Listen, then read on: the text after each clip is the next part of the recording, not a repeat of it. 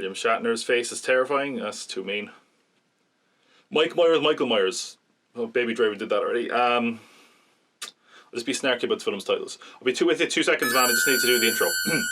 Halloween Kills is the sequel to Halloween, not to be confused with the original Halloween, which had its own sequel, Halloween 2. Not to be confused with Halloween 2 from 2009, which was a sequel to Halloween. That's not confusing at all. Huh. Wasn't I meant to do something today?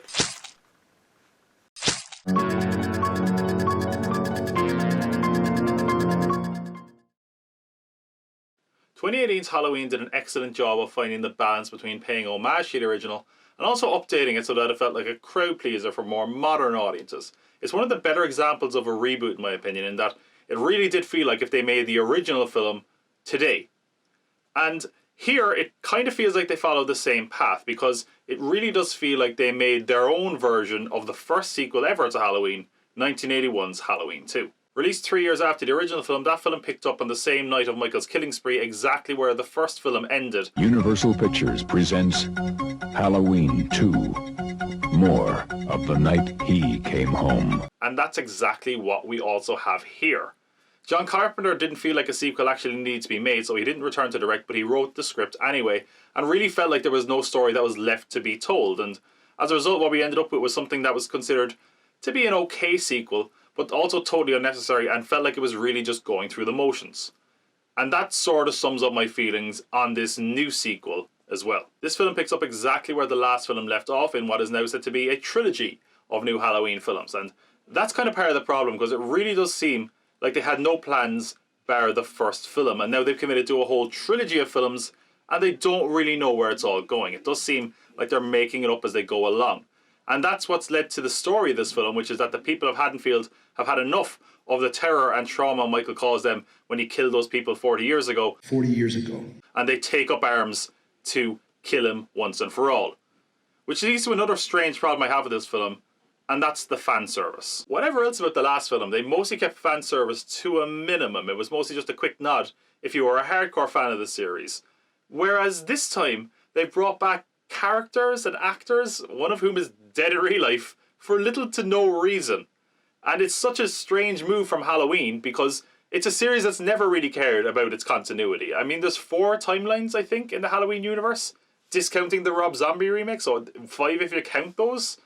So it's just a very odd choice that all of a sudden it brings back all these characters that have never mattered and expect us to care. It speaks to the fact that this movie didn't know what it wanted to be or what it wanted to accomplish. The goal of the last film was very simple. Have Laurie Strode meet Michael Myers for the first time since that night 40 years ago. 40 years ago!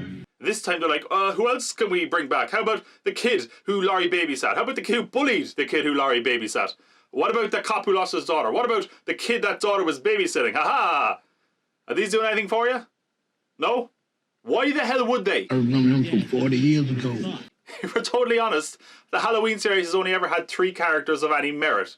Dr. Loomis, Laurie Strode, and Michael Myers. They pulled everything out of the bag here to try and make this film work, and it doesn't. The majority of the film is these tertiary characters we don't care about vowing revenge on Michael Myers, going around in a mob shouting, "Evil dies tonight!" Evil dies tonight! Evil dies tonight! All right, everybody, calm down. Evil dies tonight! God damn it! Boy, that escalated quickly. And they've just got the most ridiculous weapons to try to take down a man who has been apparently getting more deadly in the 40 years he's been incarcerated. It's absolutely laughable. One of my favourite moments of the whole film is there's this guy and he's going on about this bat and how important it is to his family and how great this bat is. My grandpa picked up I got my bed up here, Huckleberry, the old Huckleberry. And then Anthony Michael Hall, who has nothing to do with the bat at all, is just like, cool, thanks, I'm going to kill Michael Myers, bye. The same guy we were talking about, the one who was on TV.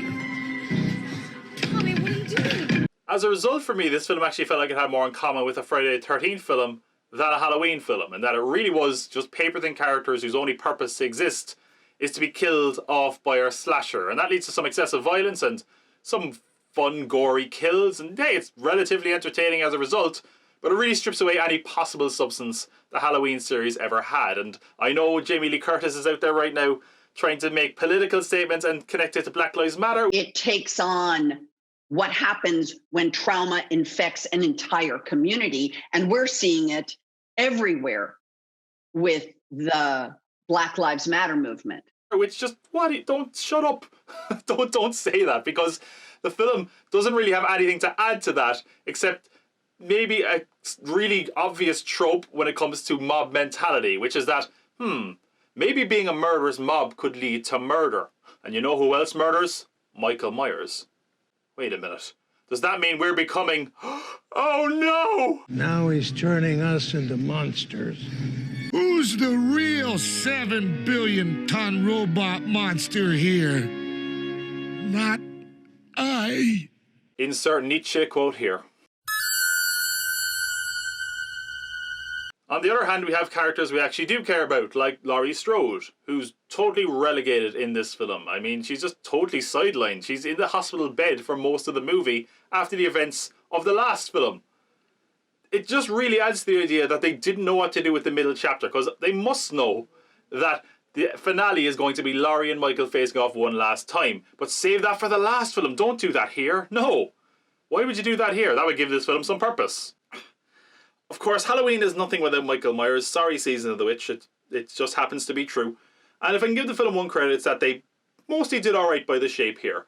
He's a motiveless murder machine in this. I mean, honestly, I think he killed more people in this film than maybe any other film, and he's certainly at his most brutal here. If I did have to take a few things away from it, sometimes he's a bit uncharacteristically intricate, where I'm like, I can't picture Michael Myers actually doing that. And they do give him a little bit of a motive towards the end, which is pretty dumb. But overall, they delivered the goods when it came to him. This being the middle part of a trilogy, does it feel like it set itself up well for a finale? And the answer to that is not really. There's characters here that don't feel like they're going to be of any significance to the next chapter, mainly because they don't have much to do in this film, and sometimes they didn't even live to see the end of this movie. But the plot threads established here don't feel like they're going to matter in the next chapter either, aside from maybe the one that happens just before the credits roll, but that's also undercut by the fact that we're apparently going to take a 4-year time jump at the start of the next film, which really just feels like we're going to kind of start all over again. And it's starting to feel that the airplane is circling the airport without knowing where it's going to land, and because of that, this film can't help but feel a bit superfluous and unnecessary. Halloween Kills suffers from not knowing exactly what it wants to be. From a narrative perspective, it wants to continue the story of the 2018 reboot, even though that story's already been told, and they're not confident enough to try something new in the middle part of their trilogy. They bring back a lot of characters from the original film, but it mostly feels like shallow fan service, as opposed to having anything of substance for them to do. If nothing else, the kills and the violence can be a bit entertaining, and they are true to the Michael Myers character, but it can't help for Halloween Kills being a frustrating watch that feels more filler than killer.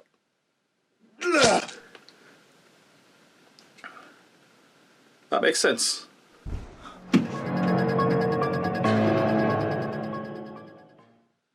I'm okay.